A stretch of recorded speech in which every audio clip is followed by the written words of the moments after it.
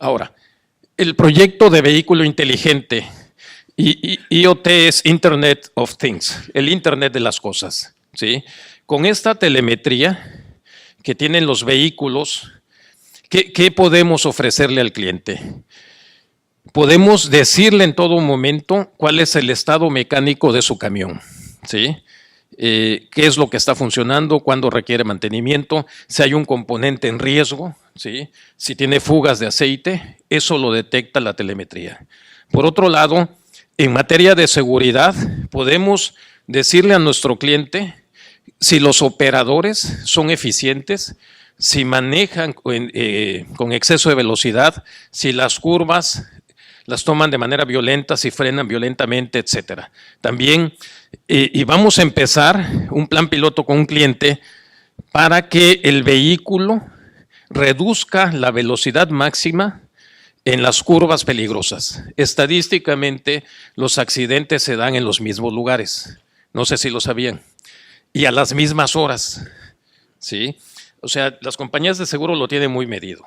Entonces, eso se puede parametrizar con geocercas y tú puedes gobernar el vehículo para que no camine a más de cierta velocidad previo a una zona de alto riesgo. Eso es un paso que vamos a dar en el 2017. En este momento solo emite una alerta y le avisa al operador de que ahí viene una zona de alto riesgo.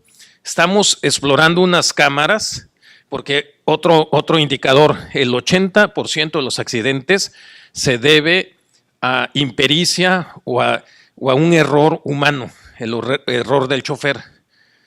Y de ese 80%, mucho se da en la noche, cuando está oscuro, y porque se duermen. Entonces, tenemos ya puesto en algunas unidades una cámara que está sacándole video al chofer y le avisa al chofer que se está durmiendo, ¿sí? Eso todavía no sabemos si va a ser exitoso, pero ahí está. Sí.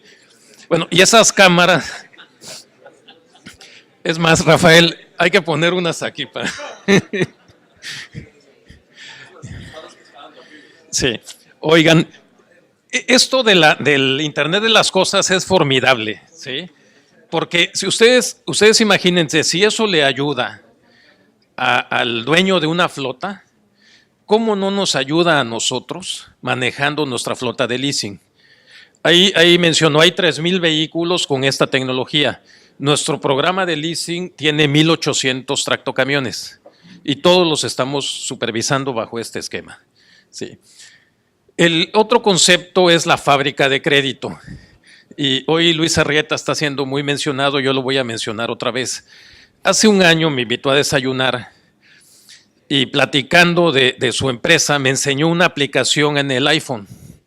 Una aplicación que ahí mismo metía los datos de un cliente, registraba sus datos, enviaba al cliente la cotización y a su área de negocios enviaba el contacto para que hicieran una cita. Y pues yo me fui de espaldas, ¿no? Entonces llegué a la oficina y dije, oye, acabo de, a Arturo Cervantes, que este es nuestro director de tecnología, acabo de ver esto. Ah, no, pues la gente de tecnología dice, pues es muy fácil, nada más necesito presupuesto, ¿no? Bueno, al día de hoy, un año después, estamos ya en un plan piloto para que a través de una aplicación, el cliente, bueno, déjeme decirle que el ambiente del crédito en México todavía es muy tradicional, ¿sí? Es muchos papeles, visita física al domicilio del cliente. Con esto de la prevención del lavado de dinero tienes que ir a verlo. O sea, es un trabajo artesanal, ¿sí? Que se opone al mundo moderno, pero tenemos que ser compatibles. Los contratos se tienen que firmar, así firma autógrafa, ¿no? Entonces, en lo que estamos ahorita es en el desarrollo de este nuevo modelo de negocio, donde a través de una aplicación el cliente puede integrar su expediente de crédito, solicitar su financiamiento o su leasing. Por otro lado, lo que llamamos servicios on demand. Todo lo que tenemos en nuestra plataforma de web la vamos a pasar a esta aplicación para que el cliente pueda pedir copias de sus pólizas de seguro, ahí mismo, copias de sus contratos, de sus facturas, de los recibos, todo lo va a poder pedir él a la hora que él quiera, no a la hora de oficinas que nosotros estemos disponibles. Y la tercera es vía esta aplicación va a hacer transacciones, va a hacer los pagos de su leasing con cargo a sus cuentas de cheques, ¿no? Decía de Luis que nos inspiró en este programa, en el caso de nuestros abogados, Raúl Valencia, el reto que le tenemos es que nos ayude a encontrar una forma en que el cliente no tenga que firmar físicamente los documentos, sino con el iPad, con su huella digital, con su voz, o sea, algún mecanismo legal que nos dé fuerza ante los tribunales si es que hay una controversia después, que nos ayude a que a través de la aplicación se perfeccione el contrato. Todavía no lo encontramos, ¿verdad? Pero yo espero en el 2017 tengamos la solución. Así luce, o así va a lucir más o menos el concepto. Esto, francamente, es un poco la representación de que en un dispositivo móvil el cliente va a poder accesar con nosotros. El proyecto Big Data, ya para concluir, es evidente que las empresas que representamos tenemos mucha información, muchísima información, y también es evidente que la mayoría no sabemos cómo usarla, ¿sí? Por ejemplo, del programa Vehículo Inteligente recibimos mucha información por cada camión, mucha, ¿sí? Que no sirve para nada porque no se usa. Entonces, lo que estamos haciendo pues, es tratar de ponerla en un ambiente manejable que el cliente le saque utilidad. Del buró de crédito recibimos mucha información, información relacionada a los clientes, porque periódicamente pedimos el buró. Y a un cliente le podríamos decir, cuidado, tu indicador de buró se ha deteriorado, ¿sí? O sea, en vez del enfoque de decir, oye, ya no estás pagando y me tienes que devolver los camiones, traías una tendencia muy buena y hay un indicador, en México hay un término, MOB 1, perfecto, MOB 2 ya no tanto y MOB 3 pues no se puede. Entonces, avisarle a los clientes de que están en una situación de empeoramiento, ¿sí? Las compañías de seguro tienen mucha información sobre cada cliente, estadísticas de accidentes, de robos, en qué zonas del país hay robos. En redes sociales hay mucha información sobre el mercado. Entonces, lo que tenemos para el 2017, bajo lo que llamamos nosotros Big Data, es todo un proceso de manejo de información, clasificar información, ponerla en un formato fácil para nuestra clientela y mandárselo al cliente, ¿sí? Ese es el proyecto. Y bueno, estamos muy entusiasmados porque creemos que vamos a ser los primeros en la industria en México en poder dar estos servicios. Finalmente, bueno, ese es el resumen de las iniciativas que estamos tomando para el 2017 y de ahí al 2020. Y el que me faltaba comentar es analítica de crédito. Esto realmente tenemos ya nuestro score de crédito, pero lo vamos a mejorar. El Buró de Crédito en México está dando nuevos servicios, está dando esquemas predictivos de cartera vencida, ¿sí? Predictivos de muchas cosas, ¿verdad? Y con esta filosofía que tenemos de aliarnos con los proveedores, estamos trabajando con el Buró para que podamos utilizar y meter en nuestros procesos de manejo de riesgos la información que ellos nos proporcionan. Bueno, básicamente es lo que preparamos para compartir con ustedes y con mucho gusto podemos ampliar cualquier concepto. Nuestra filosofía es estar abiertos, aprendemos mucho de la interacción, ya sea aquí o por teléfono, podemos platicar de cualquiera de los temas que ustedes quieran platicar. Gracias, Rafael.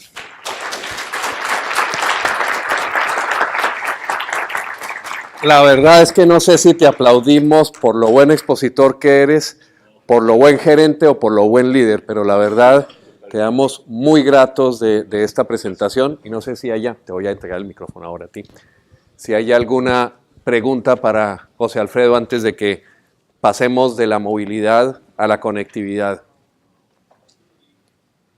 No hay por el momento, me imagino que muchos de ustedes se reservan el derecho de entrar más adelante a preguntar. Ya. Bueno, entonces vamos a entrar al mundo de la conectividad. Y en el mundo de la conectividad, lo que aquí vamos a hacer una introducción de la 20th Century Fox. Carolina Sabogal.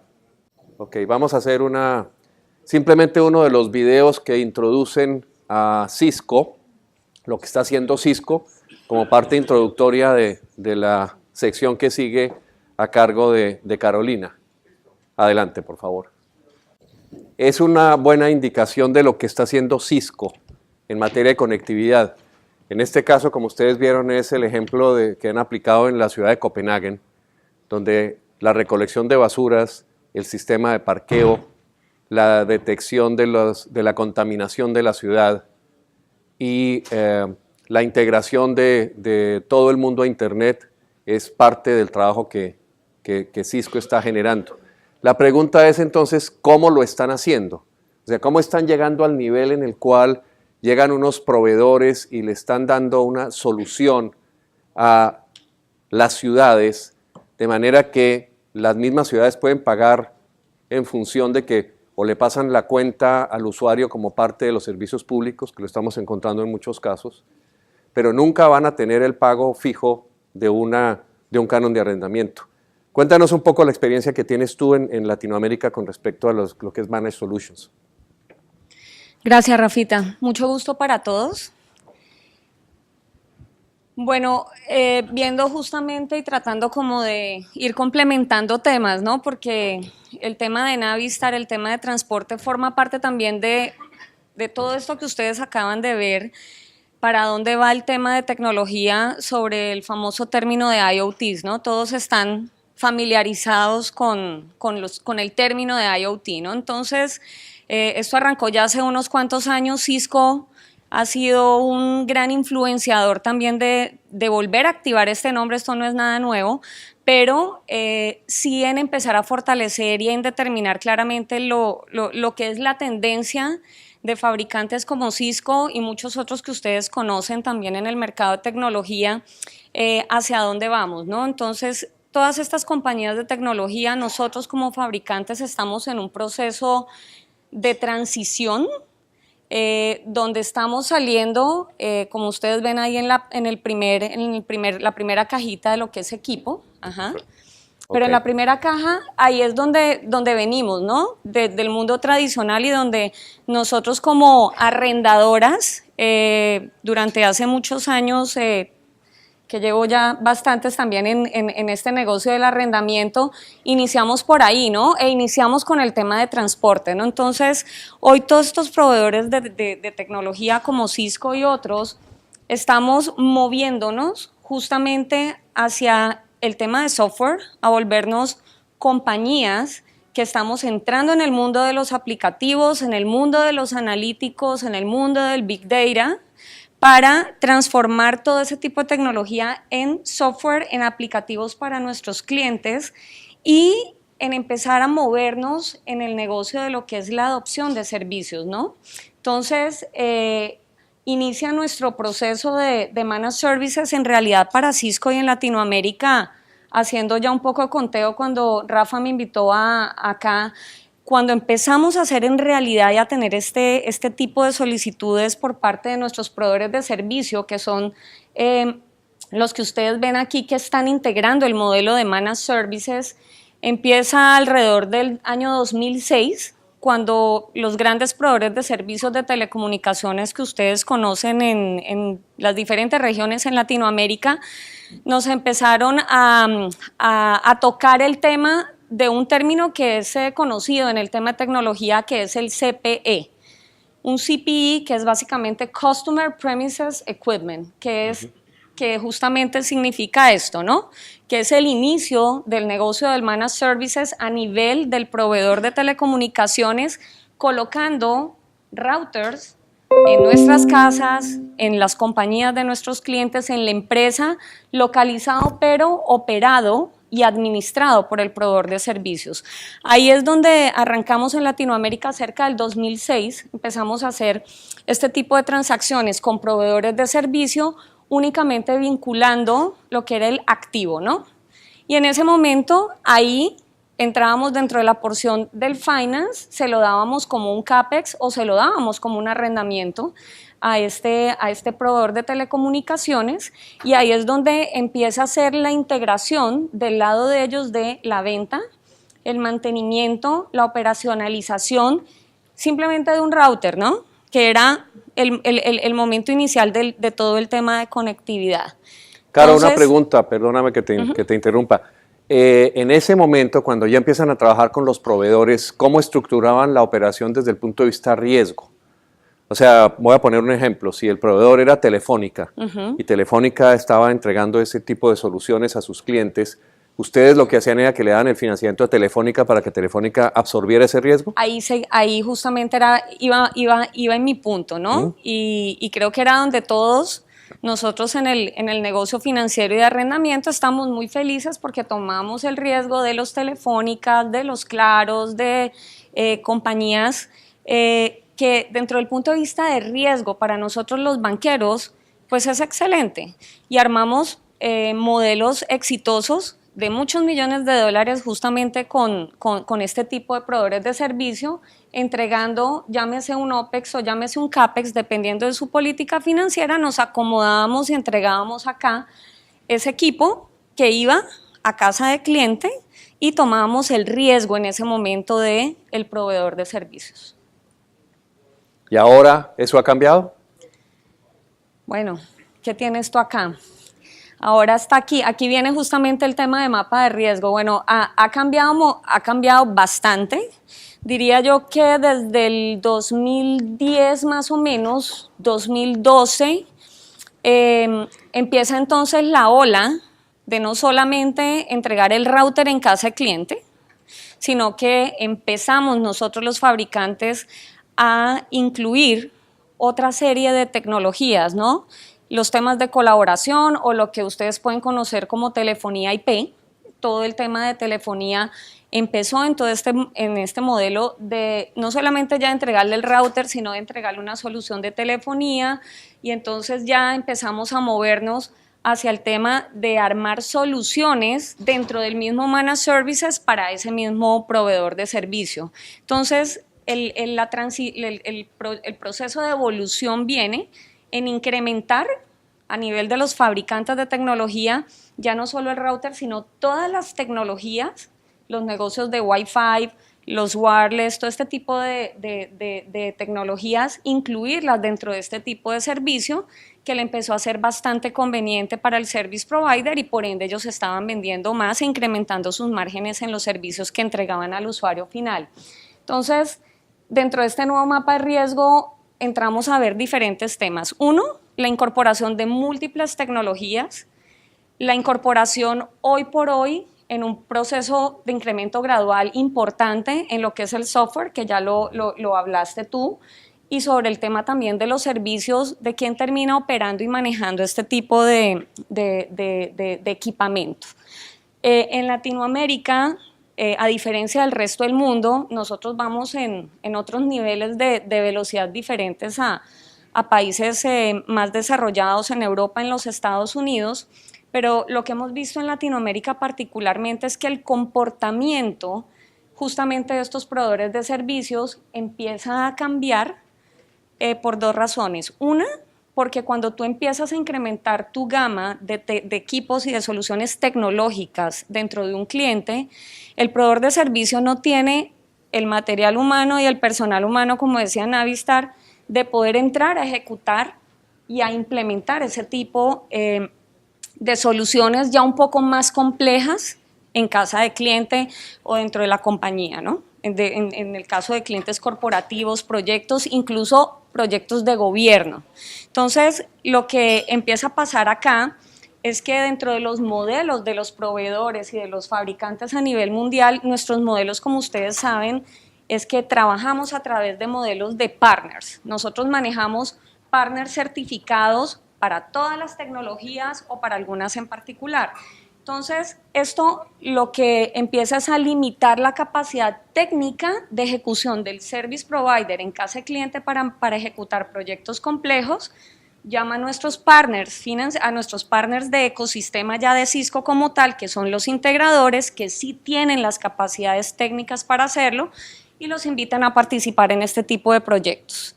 Entonces, viene este proceso, después de todo el tema del 2008, recesiones, también vemos marcadamente una reducción importante en los presupuestos de inversión y de CAPEX de los proveedores de servicios dentro de este modelo, y también se terminan dando cuenta que se empiezan a mover otra serie de opciones de cómo yo empiezo a trasladar más bien, no el riesgo yo como proveedor de servicios, sino al integrador de Cisco, empiezo a trasladarle ya no lo que yo hacía antes de manejarlo y administrarlo, sino que te doy todo.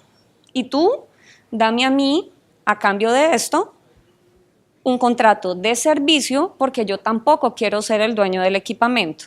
Entonces, ya viene el proceso de cómo entramos a trabajar todo lo que es el mapa de riesgo y cómo ha ido cambiando justamente a dónde nosotros estamos ya poniendo el riesgo. Pasamos de tomar el riesgo del proveedor de servicios ahora a los integradores y a todo el ecosistema de partners que pueden estar involucrados en cualquier proyecto, el que sea, para sector público, para simplemente un cliente empresarial normal que puede tener 250 empleados en su compañía, hoy puede estarle ya pidiendo a Claro o a un Telefónica una solución que ellos no la van a querer hacer, sino que llaman a un canal de Cisco y le dicen, hazlo tú por mí.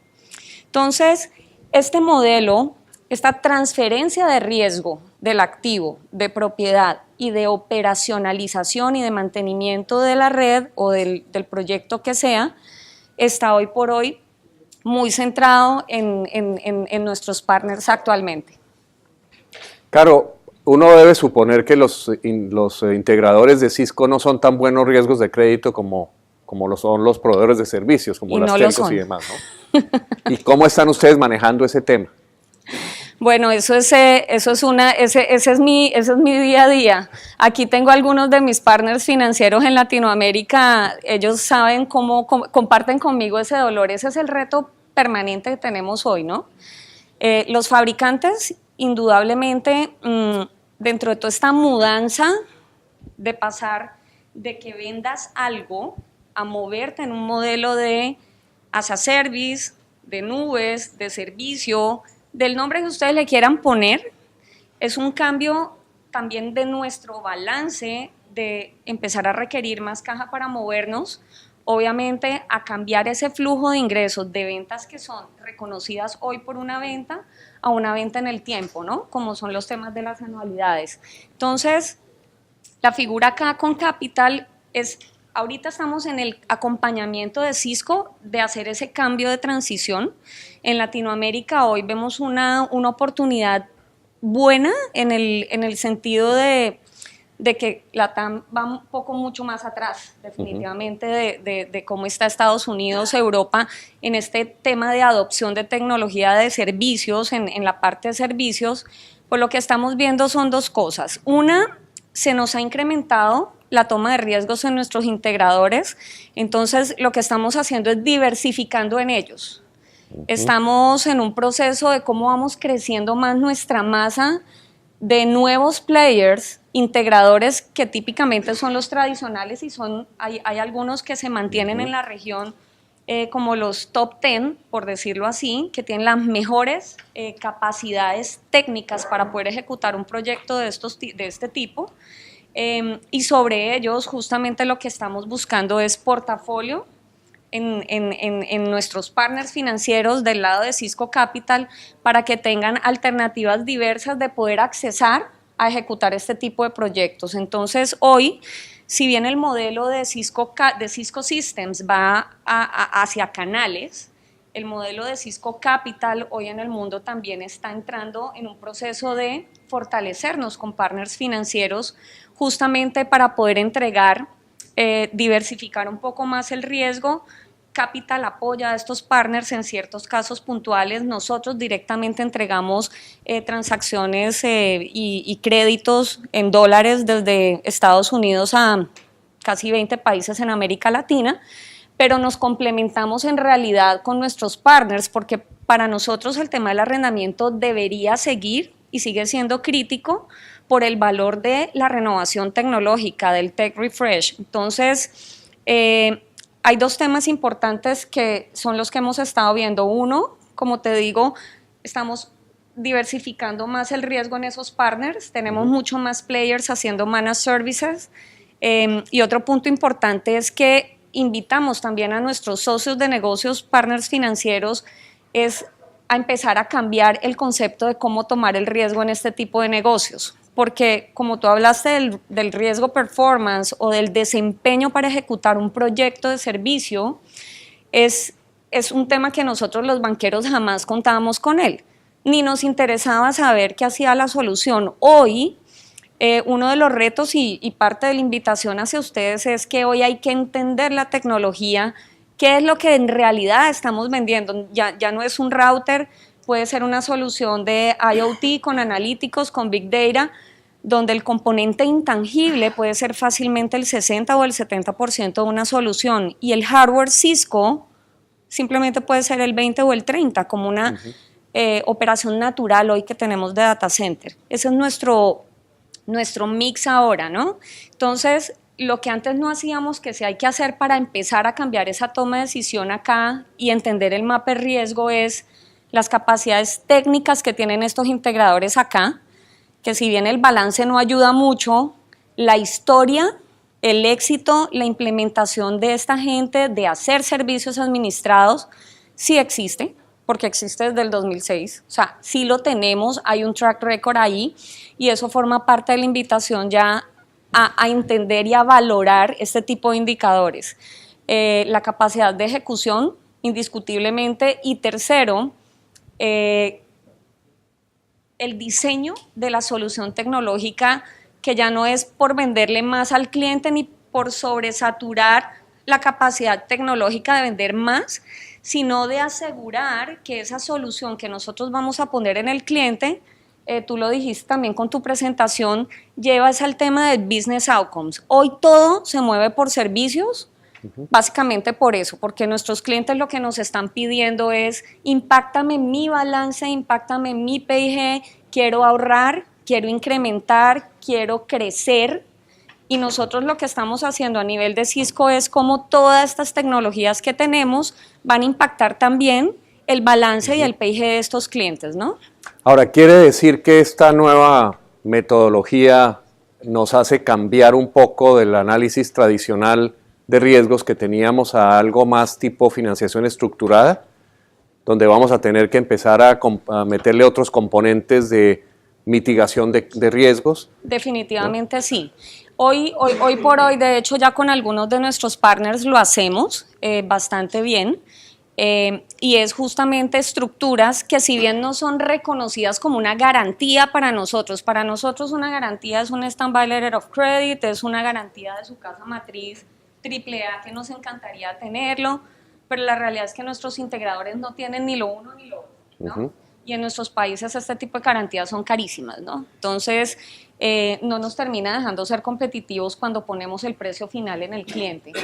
Entonces, modelos como fiducia, modelos de empezar a tener control de los flujos que vienen y que provienen de esos usuarios finales, porque mis integradores no son AAA en lo que nos gustaría ver de balances, pero sí tienen clientes AAA. Y sobre esos clientes AAA es donde nosotros sí podemos tener la capacidad de controlar esos fondos y evitar que estos señores vayan y jueguen con estos flujos para hacer otro tipo de jugadas financieras que de pronto ahí es donde han habido, hemos tenido casos en el pasado de partners justamente que tenían este tipo de prácticas que no eran nada correctas, pero justamente parte dentro del modelo donde nosotros sí procuramos es proteger también, obviamente, nuestro riesgo, el de nuestros partners financieros, y sí recomendamos en lo posible entrar a manejar todo el tema de controlar esos flujos de esos contratos futuros, que seamos nosotros quienes tengamos el control, damos las vueltas y su margen y lo que corresponde al partner, podemos pagarle a ellos su parte de servicios, pero siendo nosotros los primeros canalizadores y controladores de ese ingreso que va a venir del usuario final, ¿no? Entonces, ahí vamos en todo este proceso. pero es un reto de todos los días, Rafa, y cada vez más. Tú presentaste el video, esto es digitalización de ciudades. Estaba hablando con Roberto justamente este tema ahí, y es que hoy nuestras entidades, municipios, gobierno central, entidades públicas de infraestructura, servicios públicos, muy pocas de ellas manejan presupuestos de gastos hoy por hoy. Entonces, volvemos a jugar con el tema de riesgo cuando vamos en esto, pero es que aquí quienes van a hacer los proyectos de infraestructura, quienes van a mover todo el tema de desarrollo, justamente van a ser las entidades públicas, ¿no? Van a ser los municipios, van a ser las entidades descentralizadas, las redes de educación, todas estas entidades de gobierno son las que se van a montar en estos modelos de hacer smart parking, lighting, todo este tipo de cosas, vienen es por allí. Y hoy todas estas entidades, cuando nos sentamos con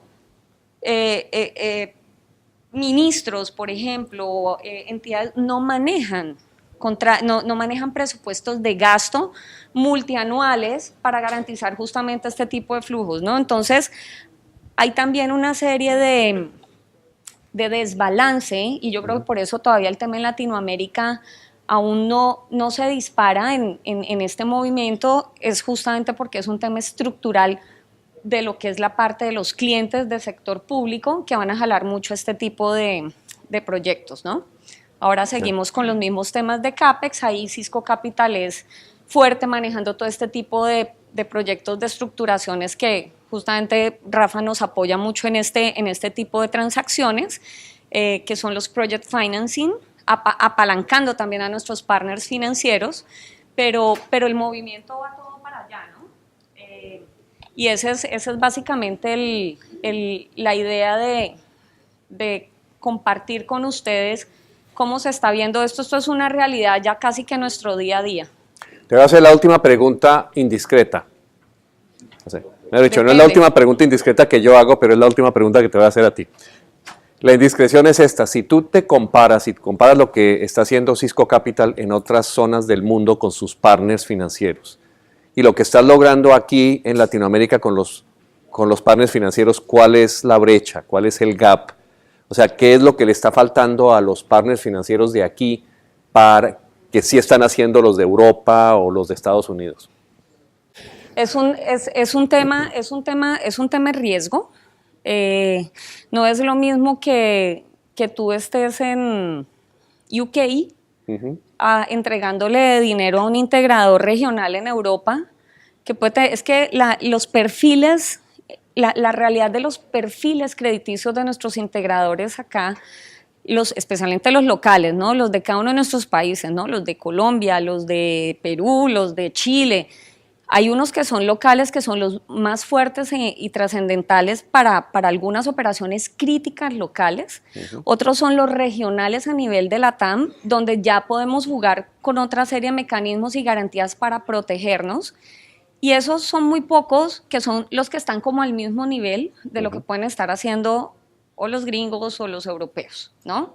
En términos de ese tema de riesgo. Entonces, allá manejamos programas, como te digo, ya de tipo programáticos, donde para nosotros el tema del flujo de fondos de estas estructuras son programas que ya existen, que hoy las estamos implementando con cada uno de nuestros partners financieros, donde allá ese proceso camina, hay historia y está rodando, pero la realidad de todos definitivamente es que sí se viene un tema importante de que hoy el service provider no va a volver a querer ser dueño de los equipamientos para ir al go-to-market. Eso es una realidad.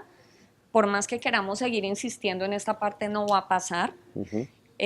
Lo que yo sí veo es una ventana de oportunidad aquí en Latinoamérica para muchos de nosotros, es que cuando hablamos de todas estas cosas bonitas del IoT, el Big Data y Analytics y todas estas cosas de software, es que nuestros clientes sí tienen que estar con una infraestructura tecnológica al día para poder soportar ese nivel de servicios, ese nivel de software, todo ese tipo de cosas que están pasando y que van a requerirte una infraestructura, una plataforma tecnológica base para hacerlo. ahí es donde yo veo que hay espacio todavía para nosotros en el tema de arrendamiento, de preparar a esos clientes y de manejar nuestros productos tradicionales también de arrendamiento, de lo que sea, para renovar esa base instalada de esos clientes.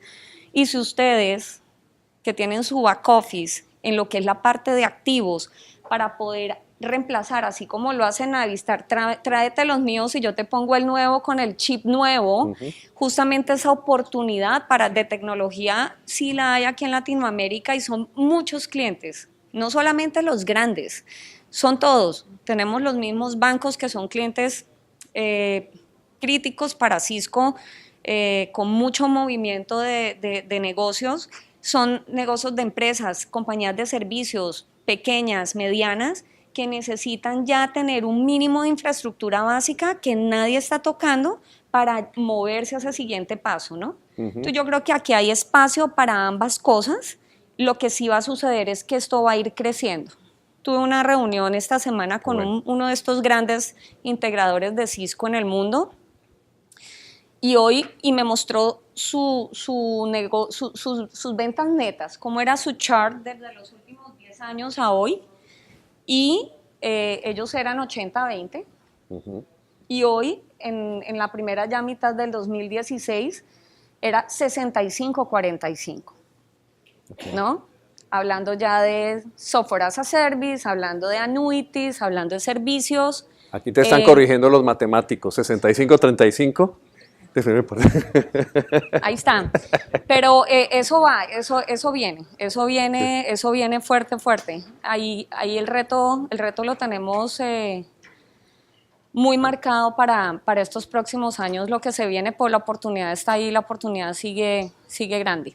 Pues me gusta que seas optimista. ¿Cómo estamos de tiempo? ¿Alguna pregunta para Carolina?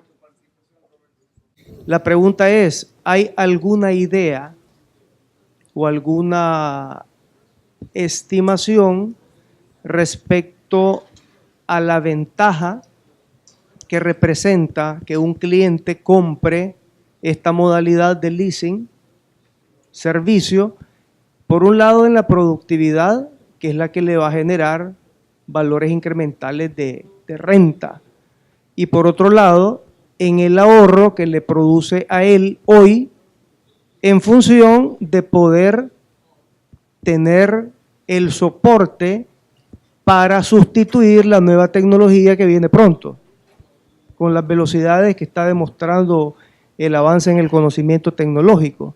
Entonces, en concreto me interesa saber si hay alguna idea, porque en la medida que la tengamos va a ser más fácil vender.